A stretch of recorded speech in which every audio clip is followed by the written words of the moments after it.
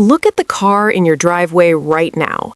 In less than 24 months, that vehicle could become a liability you no longer control. While the world was distracted, a piece of legislation was quietly tucked into the 2021 Infrastructure Investment and Jobs Act. It's called Section 24220, and it effectively mandates that every new vehicle sold in the United States by 2026 or 2027 must be equipped with advanced impaired driving prevention technology. Now, on the surface, that sounds like a noble goal. Who wouldn't want to stop drunk driving? But as a mechanic and a researcher, I need you to look past the marketing. To a computer, impaired driving is subjective. If a sensor glitches, if the software misinterprets your steering, or if a government agency decides your vehicle shouldn't be on the road, your car has the hardware to shut itself down. This isn't a conspiracy theory. It is a federal mandate. We are entering the era of the remote-controlled car. But there is a resistance. There is a group of vehicles that I call the Immortals. These are the last rugged analog SUVs that were built before the kill switch era, before the subscription trap, and before the lemon wave. These are vehicles with zero cellular modems, zero remote shutdown capabilities, and mechanical DNA that can survive a nuclear winter. Today, I am going to reveal the 5 specific SUVs that are not only unkillable, but are guaranteed to skyrocket in value as the 2026 mandate approaches. I'm going to give you the exact engine codes, the 0 data years to look for, and the mechanical evidence that proves these 5 SUVs are the only true assets left in the modern market.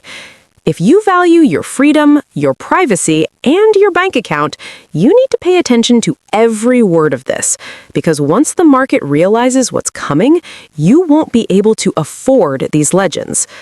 Let's look at the first Immortal. If you want a vehicle that is a mechanical fortress, you look for the 2003 to 2009 Lexus GX 470, specifically the 2005 and 2006 models. This is the Goldilocks of automotive engineering. Under the hood sits the 2UZ FE 4.7-liter V8. This isn't just an engine, it's a legend. This is an iron block V8 designed with one goal: 500,000 miles of service with nothing but basic maintenance. Unlike the modern 2024 Toyota Tundra engines that are currently suffering from massive main bearing failures and recalls, the 2UZ FE was over-engineered to the point of absurdity. Why is this an Immortal? Because it is a zero-data luxury car. In the mid-2000s, Lexus built these with simple, robust electronics. There is no cellular antenna reporting your GPS location to insurance companies. There is no over-the-air update that can suddenly lock your differential or disable your ignition. It is a closed system. Mechanically, the GX 470 uses a full-time 4WD system with a torsion center differential. It is essentially a Toyota Land Cruiser Prado wearing a tuxedo. While a modern SUV uses brake-actuated traction control that wears out your pads and overheats your system, the GX 470 uses actual mechanical gears to find grip. In 2026, when new cars are requiring a software subscription just to use the low-range 4WD, your GX 470 will still be climbing mountains with a mechanical lever. It is the ultimate prepper luxury vehicle. Next, we have the mechanical twin to the Lexus, the 2003 to 2009 Toyota 4Runner, specifically the V8 models. Listen to me carefully. This is the only 4Runner in history to ever come with a V8 from the factory. It shares that same 2UZ FE 4.7-liter V8 we just talked about. But while the 5th-gen 4Runners, which everyone is currently overpaying for, use a V6 and a lot of plastic engine components, the 4th-gen V8 is a tank. But here is the freedom loophole with the 4Runner. If you find a 2003 or 2004 model, you are getting a vehicle that is almost entirely analog. The throttle is cable actuated in some early versions, or uses a very simple electronic throttle body that isn't networked to a central mothership.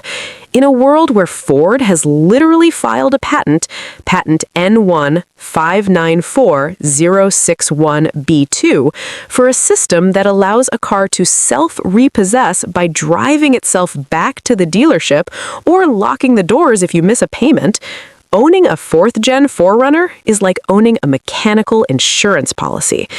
It uses a traditional hydraulic power steering system. Modern cars use electric power steering, or EPS, which can be remotely hacked or disabled. If your EPS fails or is shut off, you aren't steering that 5,000-pound SUV. In the 4th-gen 4Runner, as long as the pump is spinning, you are in control. That is the difference between a consumer product and a mechanical tool. Now, I know what you're thinking. I need a family car, not an off-roader. This is where the 2003 to 2005 Honda Pilot comes in. I am being 100% specific with those years, 2003 to 2005. Why?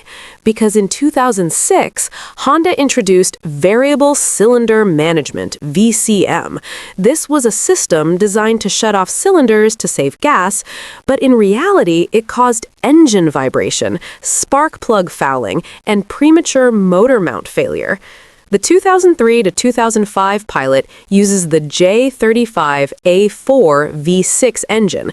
This is one of the most reliable V6s ever built. It is pure, simple, and has no VCM garbage attached to it.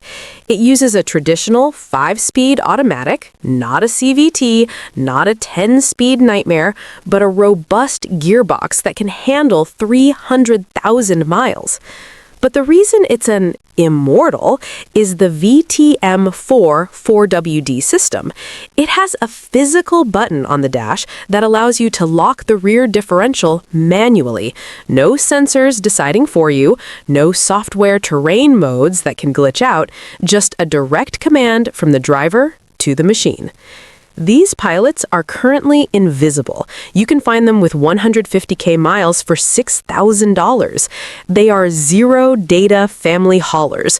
No infotainment screens spying on your kids, no kill switch hardware, just a box of iron that will outlast a 2024 Honda Pilot by 15 years. If you want the anti-Tesla, you buy a 2011 to 2015 Nissan Xterra.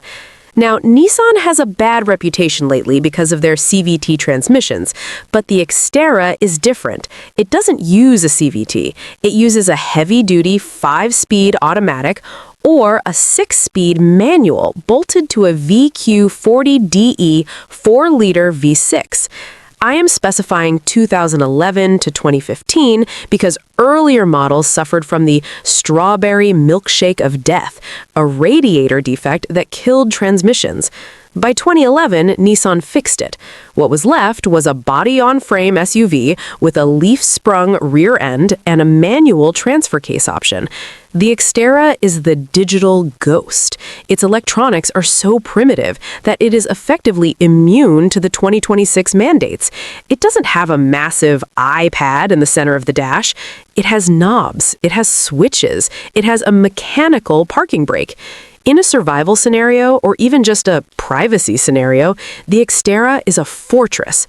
If a modern SUV's collision avoidance sensor gets dirty or blocked, the car might refuse to move or slam on the brakes at highway speeds.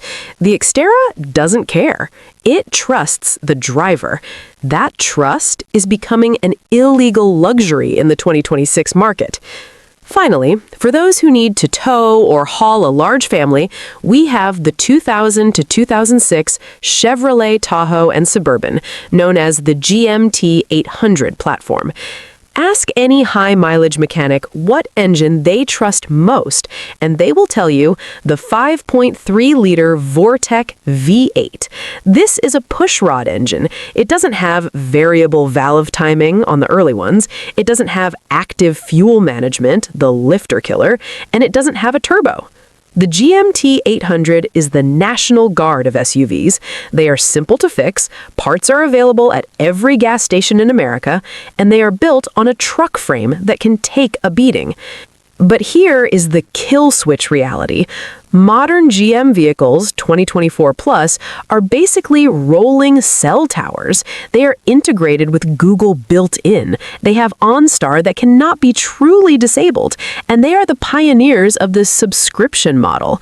A 2004 Tahoe is dark. It is silent to the network. You can pull the OnStar fuse in 30 seconds, and that car is off the grid forever. It is a 300,000-mile engine wrapped in a zero-data chassis. It is the last of the big analog American V8s. We need to talk about the regret factor. Right now, these 5 SUVs are considered old. People are trading them in for 2024 models with big screens and safety features that they actually don't own. This has created a massive buying window. But as we get closer to 2026, and as the kill switch law becomes a mainstream headline, the demand for analog assets is going to explode. We're already seeing it with the first-gen Toyota Sequoia and the 100 series Land Cruiser. Prices are doubling every year. If you wait until 2026 to buy an Immortal, you will be competing with collectors, survivalists, and people who are simply tired of being tracked. Here is your Carzmood checklist for buying these gems. The ECM check. Look for signs of tampering or aftermarket tracking devices. Many dealers install these lot-low trackers. Rip them out. The rust factor. Since these are analog iron frames, rust is their only true enemy. A GX 470 with a rusted frame is a paperweight. A GX 470 with a clean frame is a $20,000 asset in 2 years. The maintenance gap. These vehicles are unkillable, but they aren't maintenance-free. Change the fluids, replace the rubber. Treat these vehicles like a 30-year investment, because that's exactly what they are.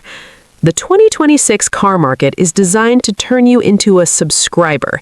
They don't want you to own a car for 20 years. They want you to pay a monthly fee for a car that can be turned off with a single line of code from a remote server. They'll tell you it's for safety. They'll tell you it's for the environment. But ask yourself, is it safe to give a third party the power to disable your transportation? Is it environmental to build disposable cars that end up in a landfill after 100,000 miles because a software chip failed? The analog uprising isn't just about cars. It's about taking back control. It's about owning a piece of machinery that responds to your inputs and nobody else's. Go find your Immortal, whether it's the Lexus, the Toyota, or the Chevy. Buy it, fix it, and hold on to it. Because once the kill switch era begins, these will be the only cars left that are truly yours. I want to hear from you. Which of these 5 SUVs are you hunting for? Or is there an analog legend I missed? Drop a comment below. I'm replying to everyone for the next 24 hours to help you find these zero-data gems. And if you're ready to exit the disposable car cycle, hit that subscribe button. We're building the defender of the driver community right here at Carzmood. Stop buying the software. Buy the iron.